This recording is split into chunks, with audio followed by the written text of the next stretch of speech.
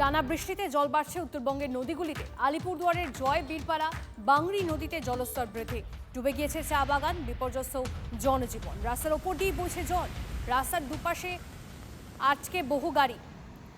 বীরপাড়ার সঙ্গে বিচ্ছিন্ন জয় বীরপাড়া, ঢেকলা সহ বিভিন্ন এলাকার যোগাযোগ। রনি আমাদের প্রতিনিধি আমাদের সঙ্গে রয়েছে, রনির থেকে একটু পরিস্থিতি বোঝানোর চেষ্টা করবো। রনি, দেখো, রাত থেকে যে বৃষ্টি শুরু হয়েছে সেই বৃষ্টির জেরে কিন্তু গোটা ডুয়ার্স রীতিমতো জলমগ্ন অবস্থা।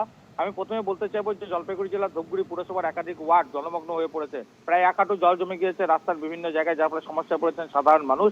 পাশাপাশি আলিপুরদুয়ার জেলার মাদারিহাট এলাকায় কিন্তু একটানা বৃষ্টিতে জলস্ফীতি দেখা দিয়েছে একাধিক নদীতে, যেমন জয় বীরপাড়া নদী, বাংরি নদীতে জল বেড়ে যাওয়ায় রাস্তার উপর দিয়ে জলের স্রোত বইছে।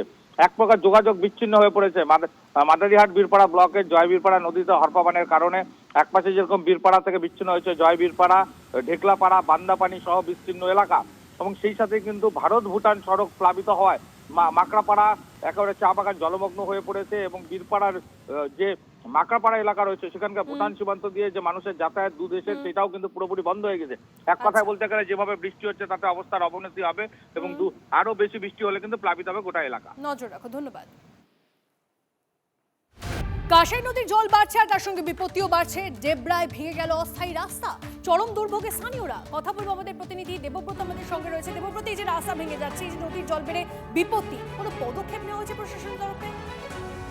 প্রতি বছরই কিন্তু এই একটা ভুক্তভোগী এখানকার মানুষজন, কারণ বারবার ডেবরা টরাজড়িয়া এলাকার মানুষের দীর্ঘদিনের সমস্যা যে নদীর এই পাড়ের যে অঞ্চলে এবং নদীর ঠিক উল্টো দিকে প্রায় 5টি অঞ্চল রয়েছে, 5টি অঞ্চলের কয়েক হাজার মানুষের যাতায়াত, তারা কিন্তু অস্থায়ী রাস্তার উপর দিয়ে প্রতিদিন যাতায়াত করে। এই জল বেড়ে যেতে এই সমস্যায়, এবং তারপরে জীবনের ঝুঁকি নিয়ে নৌকায় করে যাতায়াত করতে হয়। আগামী 5-6 মাসেই একই পরিস্থিতি চলে।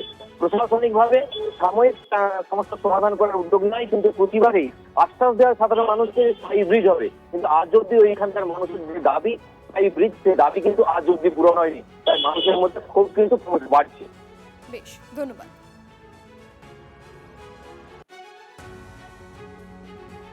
আমাদের যে যন্ত্রণা এই বর্ষার সময়, শুধুমাত্র জীবনের ঝুঁকি নিয়ে আমাদেরকে এই রাস্তা পারাপার করতে হয়। ডেবরা, আজকে হসপিটাল, আজকে বিডিও অফিস, আজকে থানা, যদি কোনো রকম সমস্যায় পড়ি, আমাদের এই বিপদের ঝুঁকি নিয়ে আমাদেরকে এই নৌকার মধ্য দিয়ে যাতায়াত করতে হবে।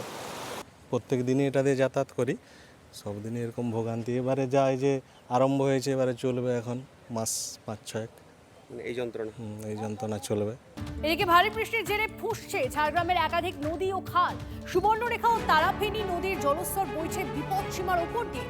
তারাফেনী নদীর ওপর থাকা ঢোলবাঙা কজওয়ের উপর দিয়ে বইছে জল। তন্ময় আমাদের প্রতিনিধি আমাদের সঙ্গে রয়েছে, তন্ময় থেকে জানবো যে ঠিক কি পরিস্থিতি বলতে। তন্ময়, বিনপুর থেকে বক্সি যে রাস্তা, সেই রাস্তার উপর দিয়ে যে ঢোলভাঙা ব্রিজ রয়েছে, সেই ঢোলভাঙা ব্রিজের উপরে জল রয়েছে, এবং স্থানীয়দের মধ্যে বিনপুর এবং বক্সির মধ্যে যে যোগাযোগ, সেই যোগাযোগ বিচ্ছিন্ন হয়েছে।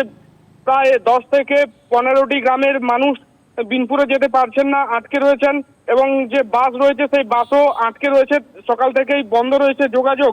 বাঁকুড়া, রায়পুর, মেড়েলা, ধানাড়া সহ একাধিক জায়গার এই ভরসা ছিল, একমাত্র ঝাড়গ্রামে প্রবেশ করার ভরসা ছিল এই সেতুটি। সেই সেতুতে জল থাকার ফলে একেবারেই যোগাযোগ বিচ্ছিন্ন। স্কুল শিক্ষক থেকে স্কুল পড়ুয়া সকলেই তারা যেতে পারেনি তাদের গন্তব্যস্থলে, সকলেই তারা আটকে রয়েছেন এই ভোগান্তির ফলে।